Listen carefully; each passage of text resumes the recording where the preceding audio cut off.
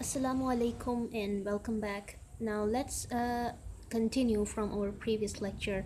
That in the video, in our fifth video of our statistical methods, in which we were discussing the linear regression model, we stopped at the concept that if we want to find out the line of the best fit, we should uh, calculate, or we should find out the value of our y-intercept b0 and our slope b1 with the help of the least square method, so that a line that we are going to obtain as the best fit is going to give us the least possible errors. So it is going to be very ideal behavior that we are going to obtain in order to estimate the population regression line, in order to estimate the c-intercept, the y-intercept beta naught, and the slope beta 1 of our population regression line. So we have to find out what are the equations of our b naught and b1 that we are going to obtain with the help of our least square method, or ordinary least square method that you call OLS. So before approaching to that derivation, we have to understand first few aspects which are very deeply involved in that derivation, because before approaching or before getting into that calculation, it is necessary for us to understand these aspects. Otherwise it would be difficult for us to get the concept. So the first thing is that we have to understand that the summation of mean deviations, the summation of all mean deviations also is always 0, and like my values are going, the values of my x are going from 1 to n. Okay, n could be any number of our sample data. So we have to understand this thing, how the sum of the mean deviation always give you a 0 answer. I mean, mean deviation means that this is the average value, right? This is the average value, and these are the data values. Okay, so you just calculate the average with the help of this formula. You know that quite well.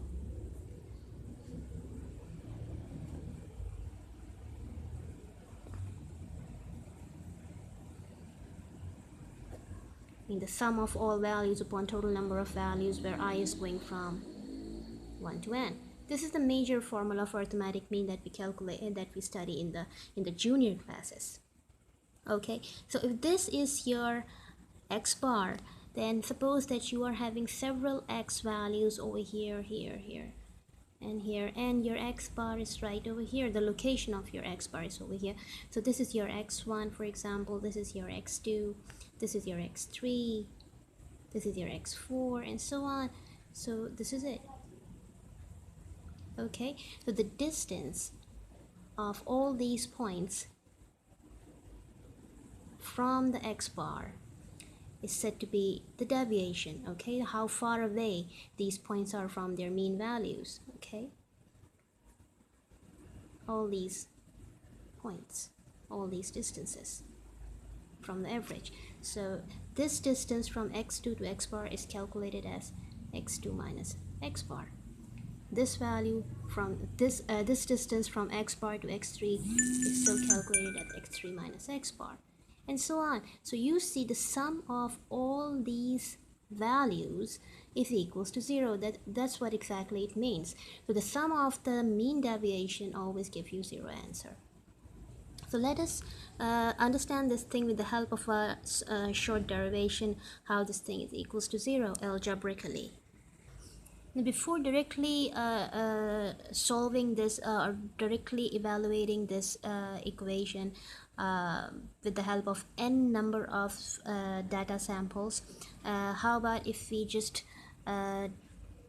understand this thing first with the help of an example in which we take n equals to 5, means our data sample contains 5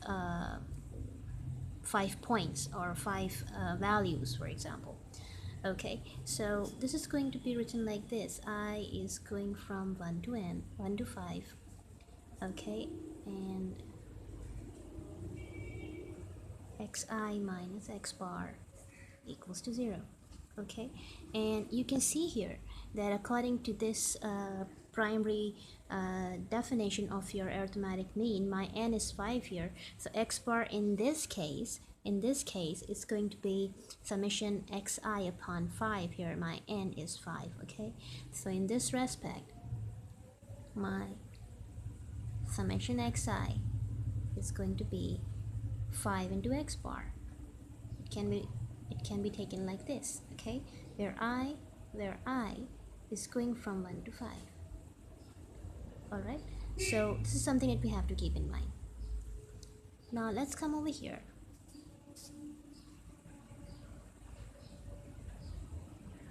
X1 minus x bar. As we are having summation, so we have to sum up all the possible deviations. So it is going to be x2 minus x bar plus x3 minus x bar plus x4 minus x bar plus x5 minus x bar equals to 0. Okay, let's open up this thing. It is going to be written like this: x1 plus x2 plus x3, sorry, I'm getting out of track, x4 plus x5. Okay, and let us write down all these minus values. We are having 5 times x bars with the negative signs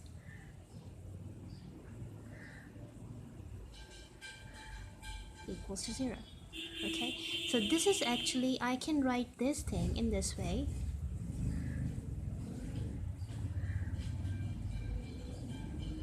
Okay, and this is my 5x bar. Okay, so now you can see that this thing is equals to my 5x bar. So 5x bar minus 5x bar, it is equals to 0. Okay, so if I just try to generalize this thing with my i's going from 1 to n, then in this respect the stuff is going like this. I mean, my x1 minus x bar plus x2 minus x bar plus x3 minus x bar plus, and so on, just going on up to xn minus x bar equals to, okay, so now let us write all the x values together.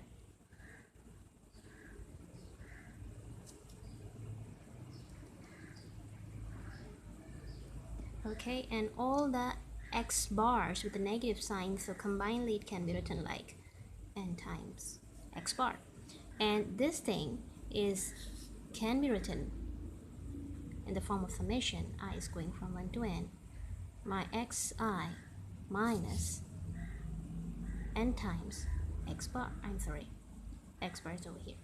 So this thing is equals to my n x bar summation xi is equals to n times x bar. So let us substitute the thing. So it is going to be like this, and it is 0, and it is 0. So this thing tells that summation of all the mean deviations is 0. Okay, so once this concept is clear and this concept is involved in the least square derivation, so in order to go over through it, it was necessary for us to understand this aspect, and we have just done that. Another aspect is to understand the concept of maxima and minima of your higher degree equations, and in order to understand the extremas, we have to get the concept of the slope in terms of derivatives. So let's have a look at that. Now consider, just assume that you are having a certain graph of any equation of higher degree other than 1, and that graph is so drawn in such a way when we plot the points with respect to that particular high degree equation and we just join those points, we are getting a curve like this. So you can see here that in this curve you're having several maximum points and several minimum points. So these are the maximum points, okay? These are said to be the hills, okay, the crest. This is the hill, this is the hill, and these are the valleys, or in other words we call it troughs. We call it troughs. Okay, so these are the troughs or valleys are representing the minimum points. Okay, and these are said to be the hills or the crest, they are representing the maximum points. Okay, so you know that if I just try to draw a tangent at this point, okay, you know the tangent is that line that touches just one point on a particular curve. This line is said to be the tangent at this point of the curve. So once when we draw the tangent at a certain maximum point or the minimum point, we come to know that its slope is 0. The slope of this tangent line is 0 because it is right parallel to your x-axis. Okay, so wherever you are having either the maximum point or the minimum point, the slope of the tangent at that point always gives you a 0 value because it is parallel to your x-axis. You can see over here all these points.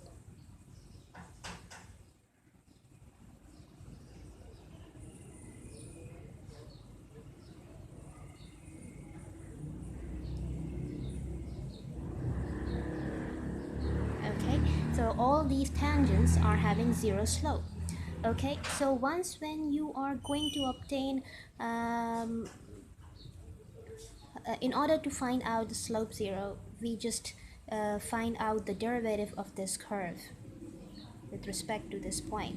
And you know that the limit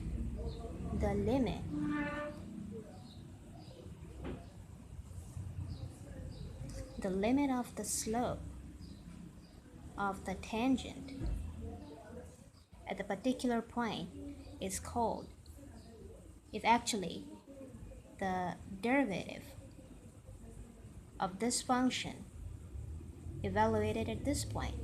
Okay, so no matter you are taking out an overall derivative or no matter you are taking out the partial derivative of this point, the partial derivatives or a total derivative, they are going to give you a 0 value. Okay, so this is another aspect that is involved in the least square derivation. Now let's come ahead to the last aspect of our derivation which is getting involved, and that is the what about how we are going to deal with the points once when we switch our reference axes. So let's have a look at that thing. Okay, now suppose that you are having a reference axis of y and x conventionally and they're having origin at 0 point, and in this respect you just find out that, for example, your x1 is a certain point which is located at this position, okay, on the x-axis. It is located over here. Now how about if I just switch my reference axis to another point as an origin other than 0, okay, and for example I just say that I just switch my origin of my axes from 0 0 to a point x bar y bar or any other point number value. Okay, yeah, so this is it. So I have just drawn another reference axis with respect to having origin other than 0. Like this is the point that I have selected as an origin and it's represented by x bar y bar. It could be any numerical value. I have just taken the mean of my x values and y values of my independent and dependent values that we are going to deal in the data sample. So once these things are involved in the derivations, I'm using the same notations just to have an acquaintance. Okay, so I have just switched this reference axis over here at this point, okay, and I just represent my switched reference axes as my y prime and x prime. Okay, so in this respect, the same point x1, when I just try to trace it on this new set of axes, so it is going to be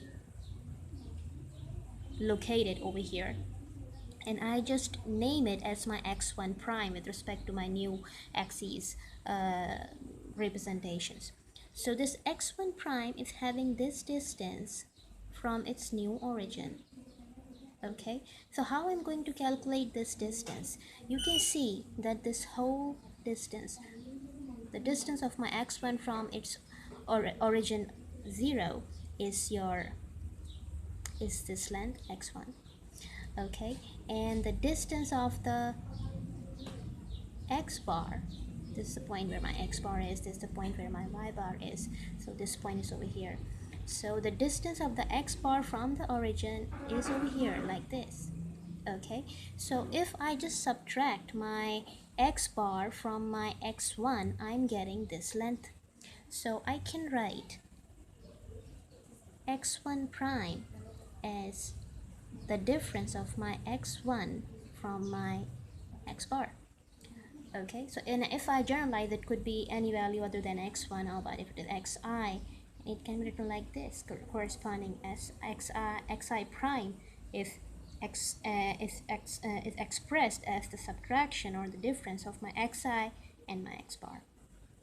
Okay, so this is how we deal with the coordinates when we switch the axes, how we relate the old coordinate with the new coordinate. So this is it, and this is chiefly involved in your least square derivation. Now in the next video we are going to drive our b naught, that is the y-intercept of a regression line of sample data, and b1, which is the slope of the regression line of the sample data. So we are going to drive these two values with the help of our least square method, ordinary least square method. So over there all these three things are involved. So in the next video we are going to discuss all those aspects. So that's all in for this video. So once if you feel that these tips are helping you out, so I appreciate if you just subscribe my channel and thumbs up. Thank you.